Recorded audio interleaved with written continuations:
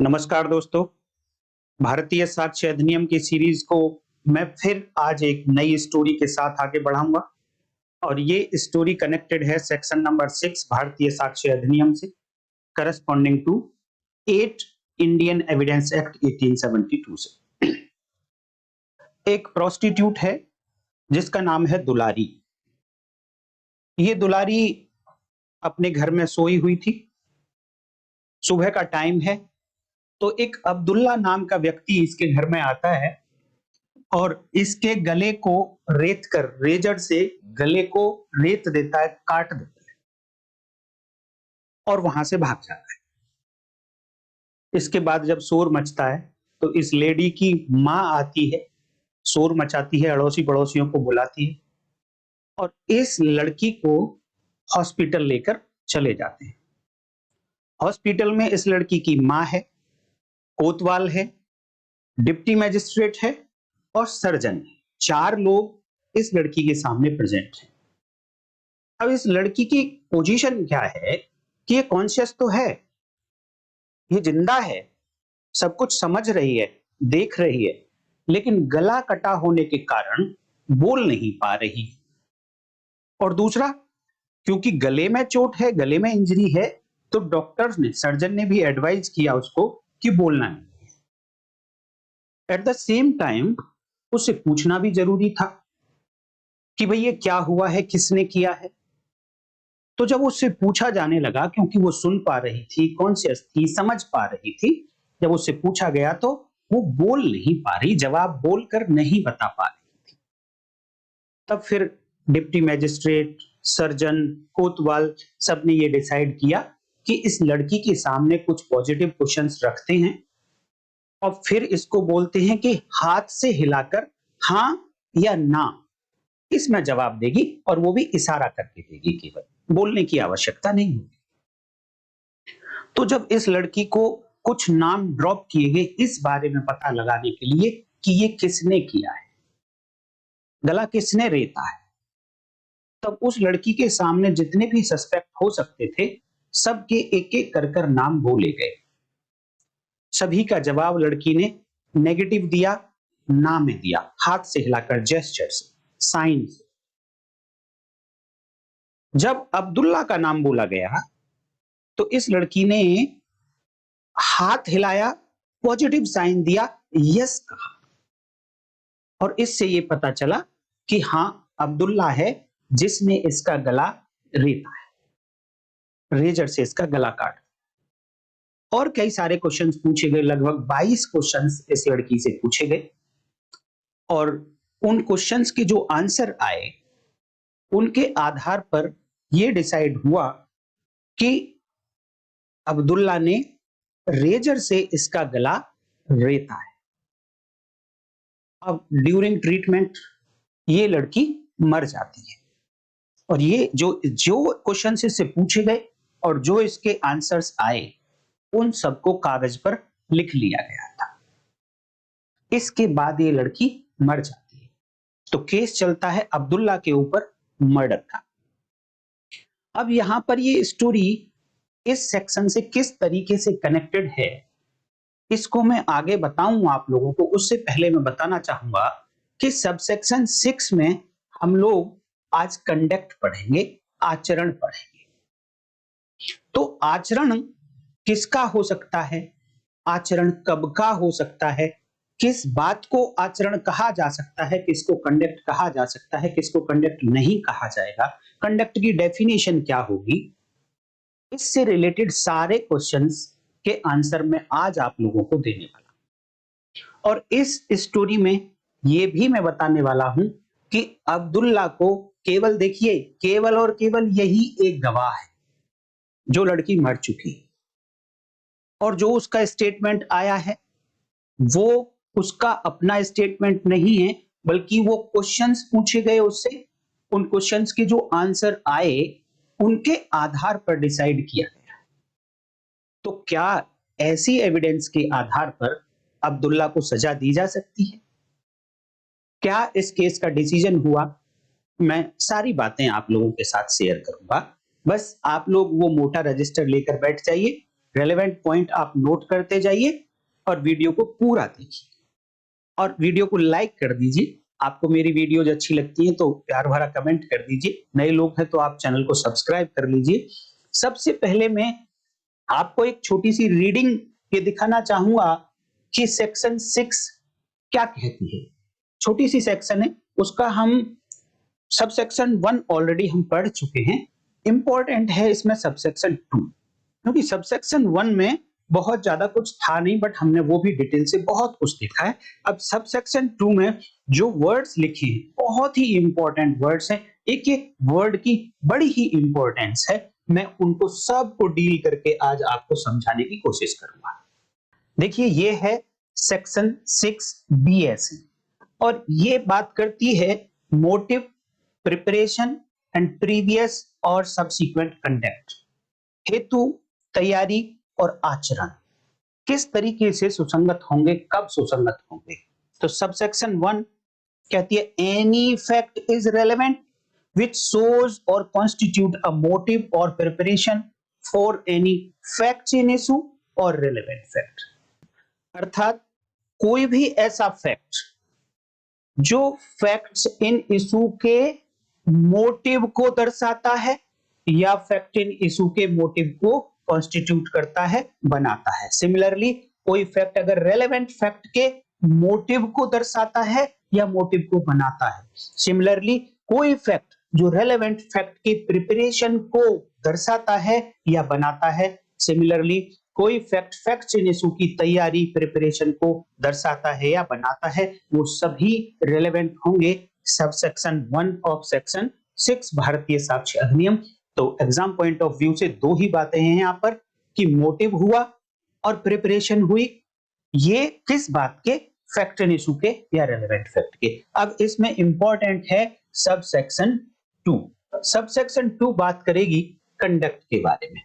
तो देखिए पहले मैं आपको लैंग्वेज थोड़ी सी बता देता हूं कि सबसेक्शन 2 की लैंग्वेज क्या कहती है। देखिए मैंने पिछली वीडियो में आपको बताया था, वैसे जो लोग कंटिन्यूअस मेरी वीडियोस देख रहे होंगे उनको पता होगा ऑलरेडी कि कंडक्ट मोटिव से और प्रिपरेशन से थोड़ा अलग है, हेतु से और तैयारी से थोड़ा अलग है, इसीलिए सबसेक्शन 2 में रखना पड़ा।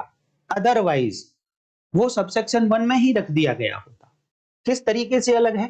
The conduct of any party, किसका कंडक्ट हो सकता है, ये इस बात का जवाब है। क्वेश्चन आया आपसे कि कंडक्ट किसका, तो देखिए कंडक्ट किसका, the conduct of any party और any agent of any party. और कहां की पार्टी? टू एनी सूट और प्रोसीडिंग।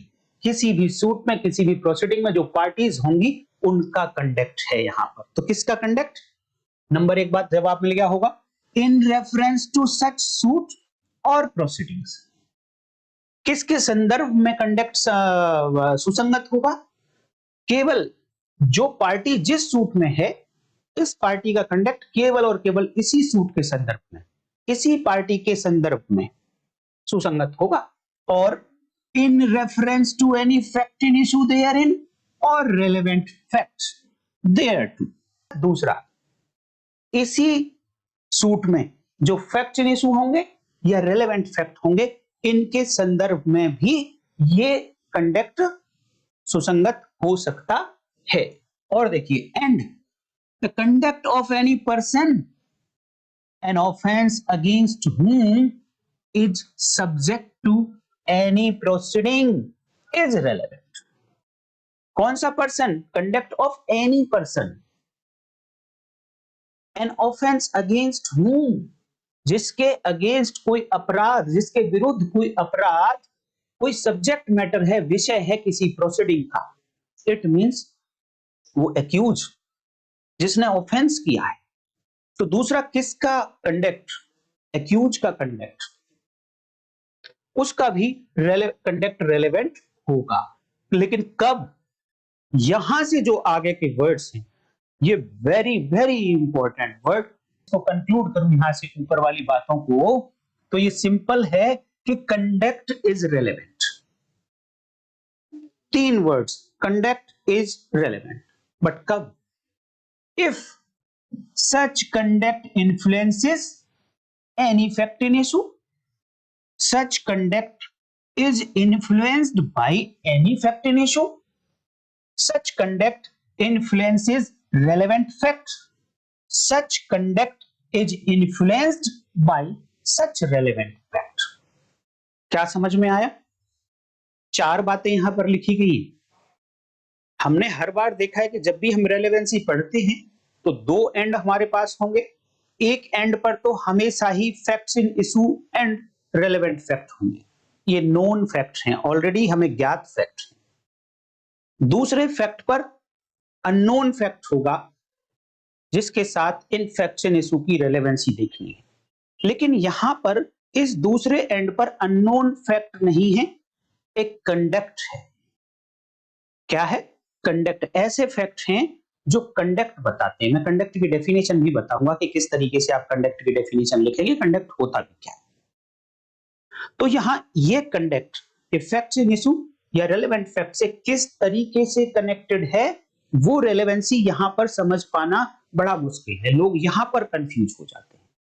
तो देखिए, ये जो कंडक्ट था और ये जो फैक्ट इन इशू था, ये फैक्ट्स इन इशू के हो जाने के कारण किसी व्यक्ति का कंडक्ट प्रभावित हुआ है। केवल वो आचरण जो विवादक तथ्य के होने के कारण प्रभावित हुआ था, केवल वो आचरण। इसका दूसरा अपोजिट कि अभी तक फैक्ट इन इशू हुआ नहीं है, अभी विवादक तथ्य हुआ नहीं है। मैं ये कहता हूं कि अभी इस दुलारी के मर्डर केस में हम देखें तो अभी तक दुलारी का मर्डर हुआ नहीं है, लेकिन दुलारी का मर्डर करना चाहता है अब्दुल्ला।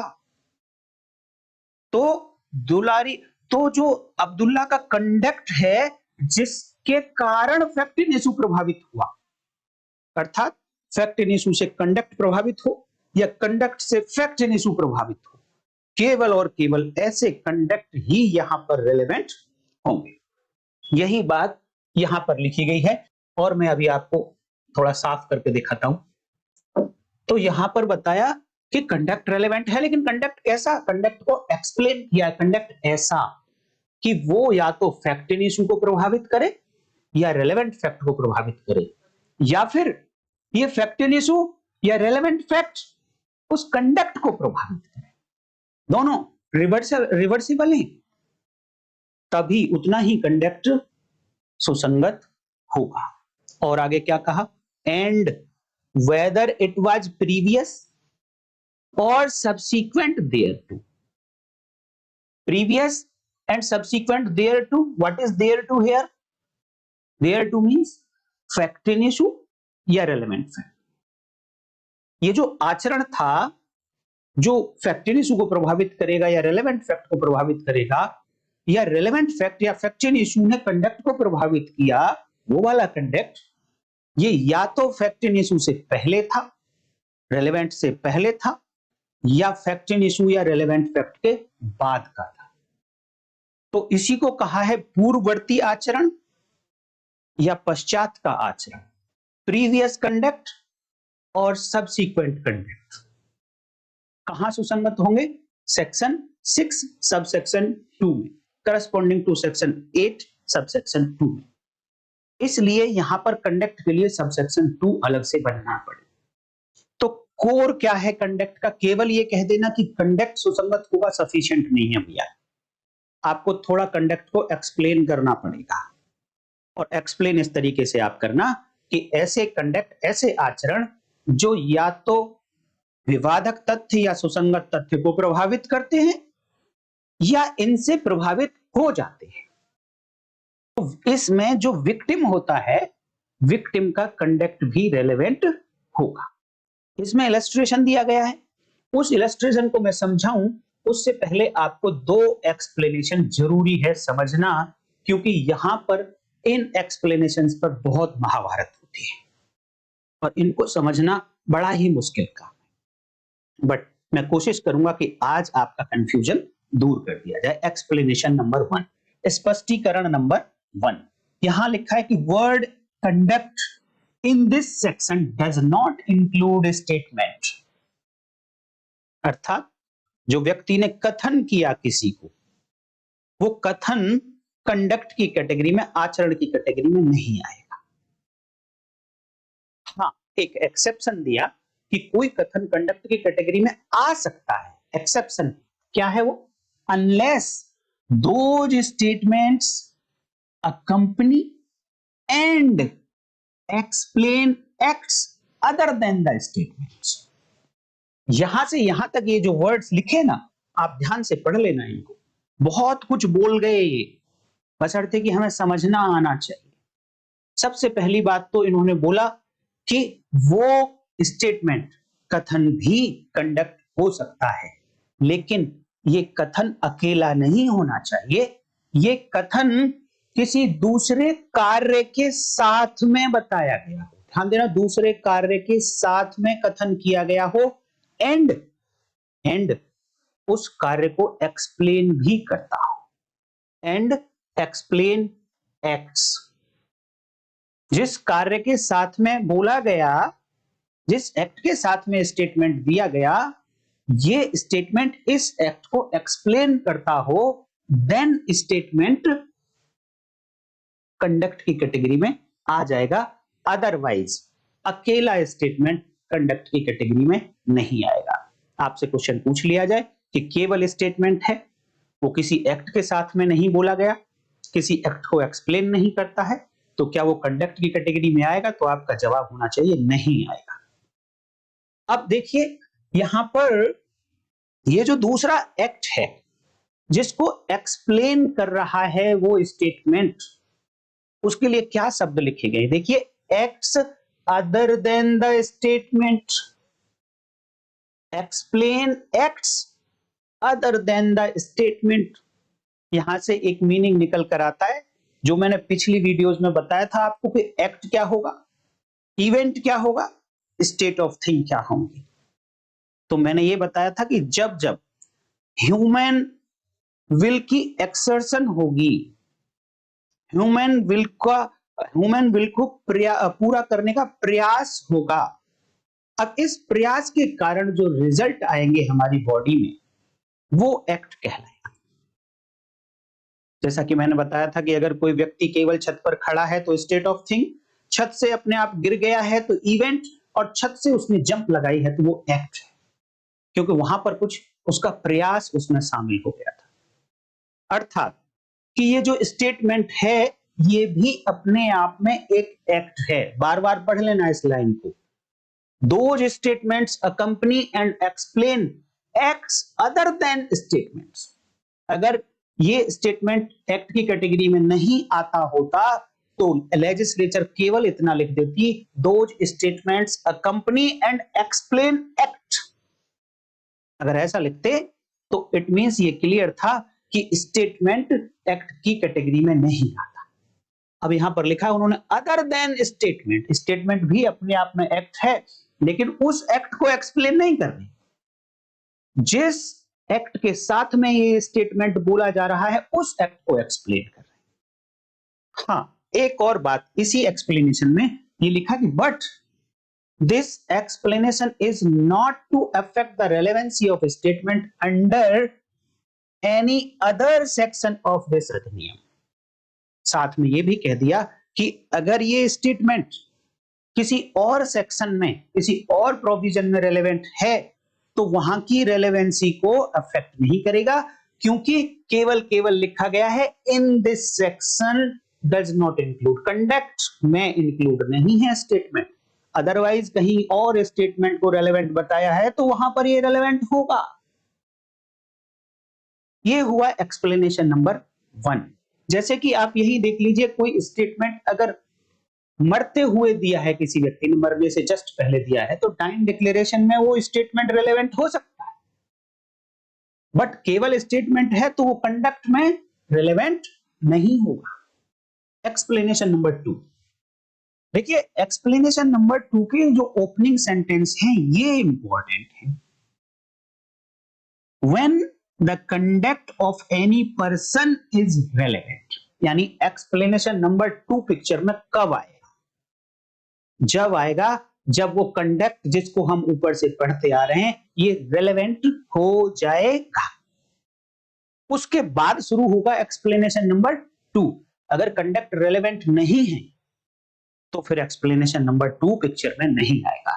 अब यहां पर कह दिया when the conduct of any person is relevant, any statement made to, कोई भी बयान उस व्यक्ति को जिसका कंडक्ट रेलेवेंट हुआ है उस व्यक्ति को दिया गया, या फिर वो स्टेटमेंट उस व्यक्ति की प्रेजेंस में एंड हियरिंग में दिया गया। देखिए प्रेजेंस एंड हियरिंग के बीच में एंड है और उससे पहले और है। और का मतलब कि सीधे सीधे कोई स्टेटमेंट उसको बोला गया या सीधे सीधे उसको नहीं बोला गया, तो उसकी प्रेजेंस में बोला गया, और केवल प्रेजेंस नहीं, उसको सुनाई भी देना चाहिए वो कथन। जब ऐसी सिचुएशन में अगर बोला गया है स्टेटमेंट और साथ में again which affects such conduct, which affect such conduct, भैया वो जो स्टेटमेंट बोला गया, ये वाला स्टेटमेंट जिस व्यक्ति की प्रेजेंस में बोला गया, उस व्यक्ति ने जो कंडक्ट किया जो रेलेवेंट हो रखा है वो उसको अफेक्ट भी करता हो वो स्टेटमेंट, देन वो स्टेटमेंट भी रेलेवेंट हो जाएगा। इसके लिए एक इलस्ट्रेशन दिया गया है और इलस्ट्रेशन में यह कहा गया है कि मान लो ए के ऊपर आरोप है कि इसने बी को लूटा और मुकदमा चल रहा है लूट का, रॉबरी का। हाँ, जब तक ये पुलिस ने पकड़ा नहीं था उससे पहले की एक घटना है कि ए खड़ा था सी के पास। ए किसके पास खड़ा था? सी के पास। अब ये सी अपने किसी फ्रेंड से बात करने लगा। देखिए कौन किससे बात कर रहा है इंपॉर्टेंट है, ध्यान रखना, एक एक बात पर पिक्चर बनानी है आपको अपने माइंड में। ये पिक्चर ब्रेक नहीं होनी चाहिए, पिक्चर ब्रेक हुई आपका कॉन्सेप्ट ब्रेक हो जाएगा। ए के ऊपर आरोप है लूट का, बी को लूटा है, तो बी अब पिक्चर में नहीं है। यहां सी खड़ा है, सी कहता है अपने किसी फ्रेंड से, ए को नहीं कह रहा है, ध्यान देना, लेकिन ए की प्रेजेंस में एंड हियरिंग में कह रहा है। ए की प्रेजेंस है और ए को सुनाई दे रहा है जो सी बोल रहा है, और ये कहता है कि भाई जिस व्यक्ति ने बी को लूटा है उसको पकड़ने पुलिस आ रही है। इसका स्टेटमेंट था। चेक करना है हमको कि ये स्टेटमेंट सी का रेलेवेंट है या नहीं है। सी का स्टेटमेंट ये कि इसने किसी को बोला था कि जिस व्यक्ति ने बी को लूटा है उसे पकड़ने पुलिस आ रही है, ये सी का स्टेटमेंट है, ये रेलेवेंट होगा या नहीं होगा, क्वेश्चन ये। तो ए ने सुन लिया क्योंकि ए की प्रेजेंस में एंड हियरिंग में बोला जा रहा था, और क्योंकि ए ने बी को लूटा था, तो अब ए यहां से बिना कुछ बोले तुरंत ये स्टेटमेंट सुना और तुरंत यहां से चला गया। ये ए का कंडक्ट है, ए का कंडक्ट है कि ए यहां से चला गया इस स्टेटमेंट को सुनकर। अब इस स्टेटमेंट का इस फैक्ट न्यूज से वैसे तो कोई लेना देना है नहीं, लेकिन इस स्टेटमेंट के कारण ए का कंडक्ट प्रभावित हुआ, ए का कंडक्ट प्रभावित हुआ। तो जिस स्टेटमेंट के कारण ए का कंडक्ट प्रभावित हुआ वो स्टेटमेंट एक्सेप्ट एक्सप्लेनेशन नंबर 2 में रेलेवेंट होगा। एक्सप्लेनेशन नंबर 2 में कंडक्ट की रेलेवेंसी की बात नहीं हो रही है, स्टेटमेंट को चेक किया जा रहा है कि स्टेटमेंट रेलेवेंट होगा या नहीं होगा।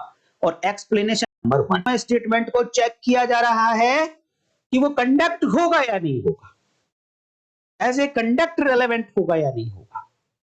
तो दोनों का डिफरेंस थोड़ा सा समझिए।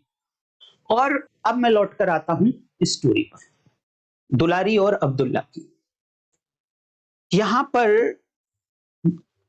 अब्दुल्ला को अरेस्ट कर लिया गया, अब्दुल्ला के खिलाफ चार्जशीट कर दी गई, अब्दुल्ला के खिलाफ ट्रायल चला मर्डर का, और ये ट्रायल चला अलीगढ़ में, यूपी का एक डिस्ट्रिक्ट है। अब अलीगढ़ की कोर्ट ने इसको कन्विक्ट कर दिया मर्डर के केस में। तब इसकी अपील गई इलाहाबाद हाई कोर्ट में, और इलाहाबाद हाई कोर्ट ने 5 जजेस की बेंच ने डिसाइड किया इस केस को, 5 जजेस, और जो डिसीजन आया था वो 4:1 के रेशो से आया था। तो क्या रहा इस केस में, देखिए क्वेश्चन उठा कि जो क्वेश्चंस के जवाब दुलारी ने दिए, क्या वो सेक्शन 8 के अंदर दुलारी का कंडक्ट कहलाएगा? क्या वो जो स्टेटमेंट आया है दुलारी का अगेंस्ट द क्वेश्चंस, जो आंसर आए हैं, क्या वो दुलारी का कंडक्ट होगा? क्योंकि कंडक्ट विक्टिम का भी रेलेवेंट है। तो इस क्वेश्चन पर 4 जजेस ने कहा कि नहीं, ये जो दुलारी ने क्वेश्चंस के आंसर दिए ये एज ए कंडक्ट रेलेवेंट नहीं होगा, एज ए कंडक्ट रेलेवेंट नहीं होगा। तो फिर क्या होगा? तो एक्सप्लेनेशन नंबर 2 में देखिए, ये एक्चुअल में एक स्टेटमेंट है। स्टेटमेंट मींस कथन, कुछ भी बोलना, वो एक स्टेटमेंट है। या तो अपने आप बोले या क्वेश्चंस के आंसर में बोले, दोनों बातें हैं। तो जो क्वेश्चंस के आंसर में बोला जा रहा था ये कथन था, लेकिन इस एक्सप्लेनेशन को आप ध्यान रखिए कि does not include statement, conduct does not include statement. तो ये माना उन्होंने कि ये केवल स्टेटमेंट है, ये कंडक्ट की कैटेगरी में नहीं आएगा। और कंडक्ट ऐसा, केवल और केवल कंडक्ट नहीं, कंडक्ट कैसा, आपको ये बात जरूर ध्यान रखना भैया, कंडक्ट ऐसा जो या तो फैक्ट इन इशू के प्रभाव के कारण हुआ था, या कंडक्ट ऐसा जो कंडक्ट के प्रभाव के कारण फैक्ट इन इशू हुआ था। जो कंडक्ट के प्रभाव के कारण फैक्ट इन इशू होता है उसे प्रीवियस कंडक्ट कहते हैं, पूर्ववर्ती कंडक्ट कहते हैं। और जो फैक्ट इन इशू के प्रभाव के कारण कंडक्ट होता है उसको सब्सीक्वेंट कंडक्ट कहा जाता है, पश्चातवर्ती कंडक्ट कहा जाता है। तो यहां पर जो क्वेश्चंस पूछे जा रहे थे दुलारी से हॉस्पिटल में, वो फैक्ट इन इशू के बाद में पूछे जा रहे थे। अर्थात आपको चेक करना है कि ये सब्सीक्वेंट कंडक्ट है या नहीं, क्योंकि प्रीवियस कंडक्ट तो हो ही नहीं सकता। तो आपको ये भी चेक करना है कि जो भी कंडक्ट है दुलारी का, क्या ये मर्डर से प्रभावित है, मर्डर के कारण आ रहा है वो स्टेटमेंट। तो यहां पर 4 जजेस ने कहा कि नहीं, यहां पर जो स्टेटमेंट आया वो जो डॉक्टर्स ने और डिप्टी मजिस्ट्रेट ने, कोतवाल ने जो क्वेश्चन पूछे वो उनके प्रभाव के कारण आया था। यहां पर जो स्टेटमेंट आ रहा है दुलारी का, it is not the directly influenced by the fact in issue. विवादक तथ्य यह है कि अब्दुल्ला ने दुलारी का मर्डर किया है, अब्दुल्ला ने दुलारी का गला रेता है, ये फैक्ट इन इशू। इसके कारण दुलारी का स्टेटमेंट नहीं आया। दुलारी का स्टेटमेंट आया है कि किसी ने क्वेश्चंस इंटरपोज कर दिए और उनके आंसर आए। तो 4 लोगों ने माना कि क्वेश्चन रखकर अगर कोई स्टेटमेंट आया है तो वो कंडक्ट की कैटेगरी में नहीं आएगा। लेकिन यहां पर जो ये एक जज साहब थे, जस्टिस महमूद, ये डिफर करते थे।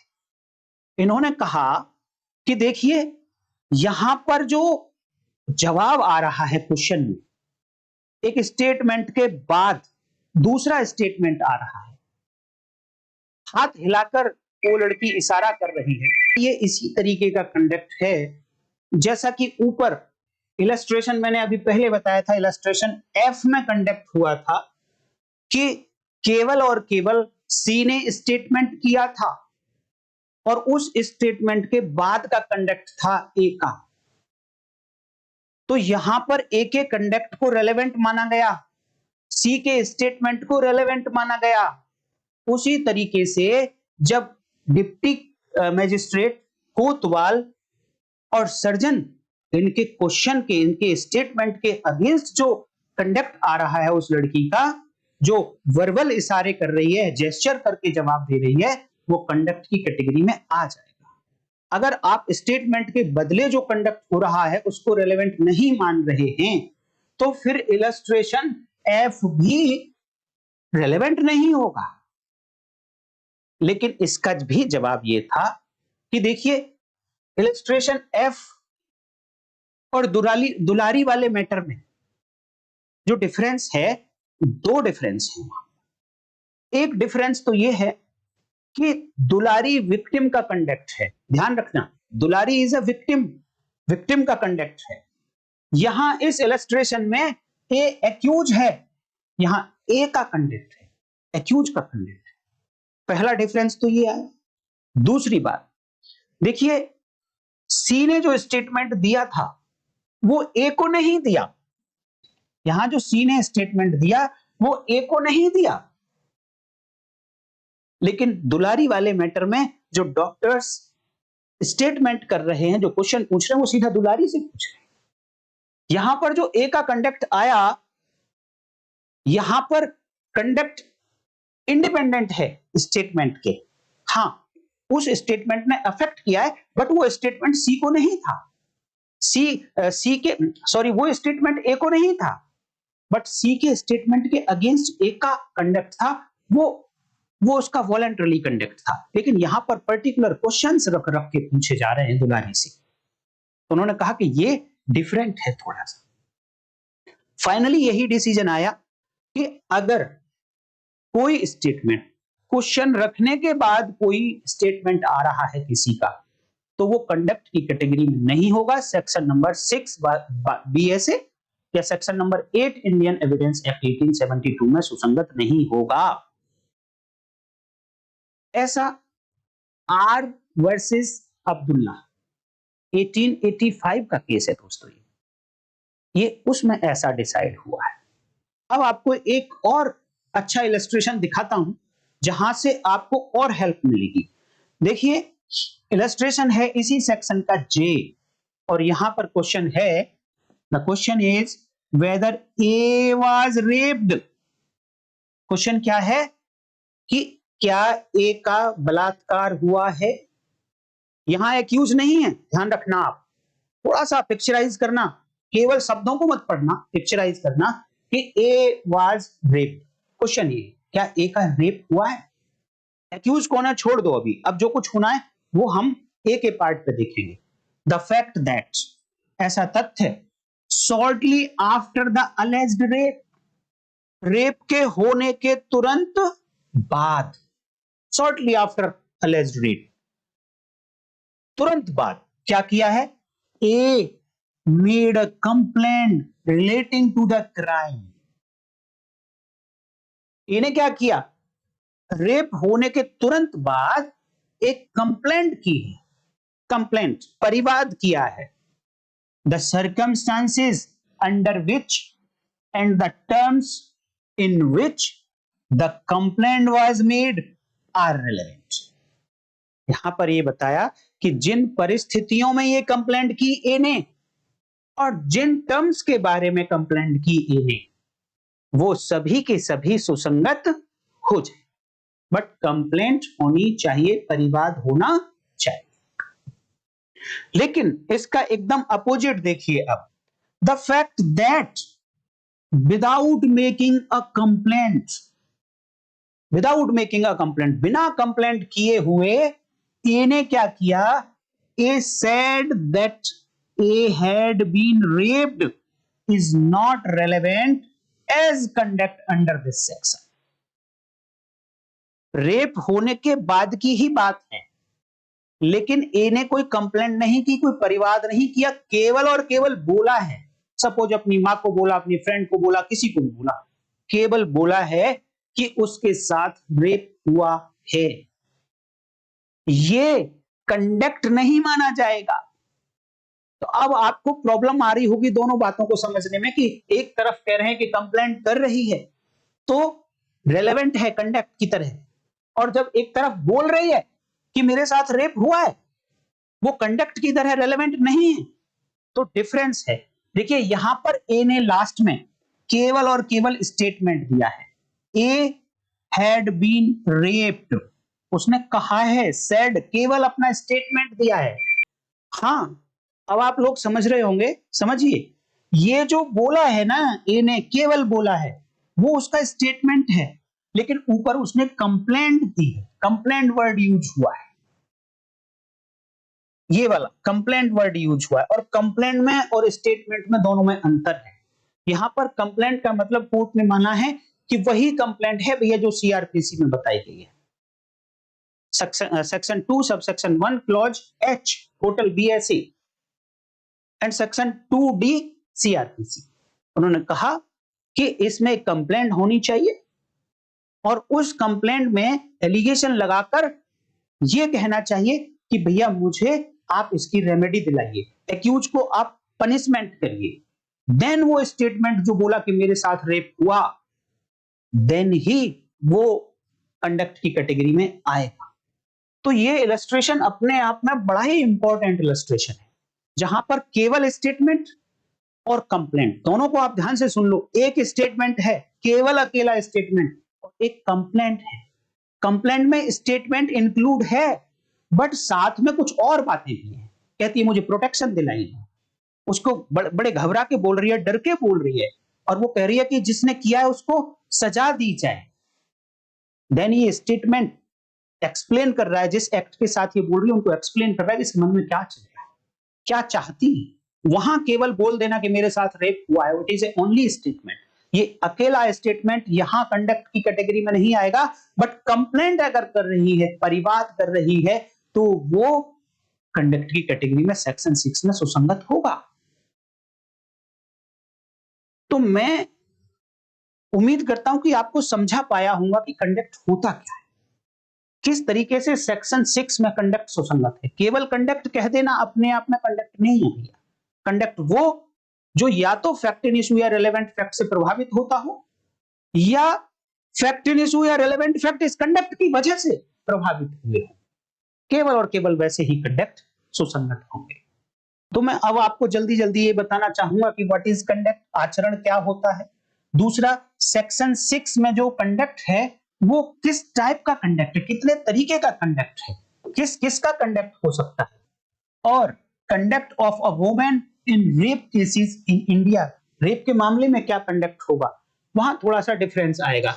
तो सबसे पहले देख लीजिए कि आचरण की परिभाषा क्या है। तो देखिए, इंडियन लॉ में तो कंडक्ट को डिफाइन नहीं किया गया है, बट एक्चुअल में इसका जो जनरल मीनिंग है, जो डिक्शनरी मीनिंग है, वो है बिहेवियर, व्यवहार। और इस व्यवहार को अगर आप समझना चाहते हो तो behaviour includes both act and omission. कार्य और कार्य का लोप दोनों ही इसमें शामिल हैं। कार्य का मतलब टू डू समथिंग, कार्य में पहले ही बता चुका हूं। ओमिशन का मतलब to omit, to do something. कुछ करने के लिए लीगली बाउंड था कोई व्यक्ति, लेकिन उसने नहीं किया। इसी तरीके से इनको समझाने के लिए भी इलस्ट्रेशन है, वो दूसरी वीडियो में मैं आपको बताऊंगा। तो देखिए, आप अगर देखें द क्रिमिनल कोड 1995 अब हो गया है 2002, ये ऑस्ट्रेलिया का है। यहां पर कंडक्ट को डिफाइन किया गया है, और conduct is an act, conduct is an act और an omission to perform an act. जो एक्ट परफॉर्म करना चाहिए था उसको परफॉर्म नहीं किया, वो भी कंडक्ट की कैटेगरी में आएगा, वो एक्ट कंडक्ट की कैटेगरी में आएगा। And state of affairs, state of things, वही है ये स्टेट ऑफ अफेयर्स, वो भी कंडक्ट की कैटेगरी में आएंगे। जैसे कि मैंने बताया था कि ड्रंकन स्टेट में अगर कोई व्यक्ति है, दारू पिए हुए है, नशे में है, तो वो उसका कंडक्ट होगा। तो इंडियन पिनल कोड या बीएसए में देखिए एक्ट क्या कहता है। अब आप देखेंगे section 33 IPC corresponding to section 2 subsection 1 and section 2 subsection 25 BNS, बल्कि इसको आप क्लॉज बोलिए, section 2 clause 1, section 2 clause 25 BNS में बीएनएस में देखेंगे तो वहां पर एक्ट की डेफिनेशन दी गई है, और इसमें लिखा है act denotes series of act, omission denotes series of omissions as single act और सिंगल ओमिशन। तो इसका मतलब केवल और केवल एक एक्ट भी बिहेव में आएगा, कंडक्ट में आएगा, और group of acts, group of omissions ये भी बिहेवियर में आएगा, कंडक्ट में आएगा। तो इन view of the above the conduct generally means behaviour, और कुछ नहीं है। Conduct is a behaviour. Behaviour generally includes statement, behaviour में स्टेटमेंट भी होते हैं और अटरेंस, वो कुछ भी बोल रहा है पर्सन। बट हमारे भारतीय साक्ष्य अधिनियम में, बीएसए में, दो एक्सप्लेनेशन देने के बाद आपको इस स्टेटमेंट एंड अटरेंस को एक्सप्लेन कर दिया मैंने पहले ही कि जनरली ये होता है, बट भारतीय साक्ष्य अधिनियम में केवल स्टेटमेंट को एक्सक्लूड कर दिया गया है कि वो अब उसमें कंडक्ट की कैटेगरी में नहीं आएगा। दोस्तों, आज की वीडियो में मैं इतना ही रखूंगा, कहीं मुझे जाना पड़ रहा है, तो आगे अगली वीडियो में आप लोगों को एक्सप्लेन करेंगे। मैं देखूंगा क्या रह गया है, देन आपको एक्सप्लेन करूंगा। अभी रेप केसेस में वुमेन का कंडक्ट का क्वेश्चन ये होता है कि क्या वुमेन की कंसेंट थी या नहीं थी। जो सेक्सुअल इंटरकोर्स हुआ उस समय वुमेन की कंसेंट से हुआ था या विदाउट कंसेंट हुआ था, क्योंकि रेप विदाउट कंसेंट होने से होता है। विद कंसेंट हुआ है सेक्सुअल इंटरकोर्स तो रेप की कैटेगरी में नहीं आता है।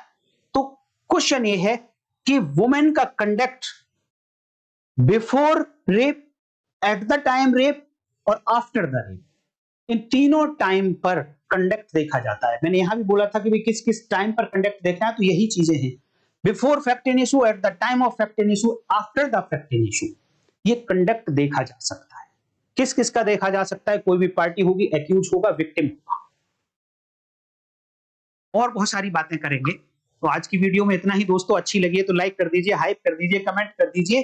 कल फिर मिलेंगे, तब तक के लिए नमस्कार, जय हिंद।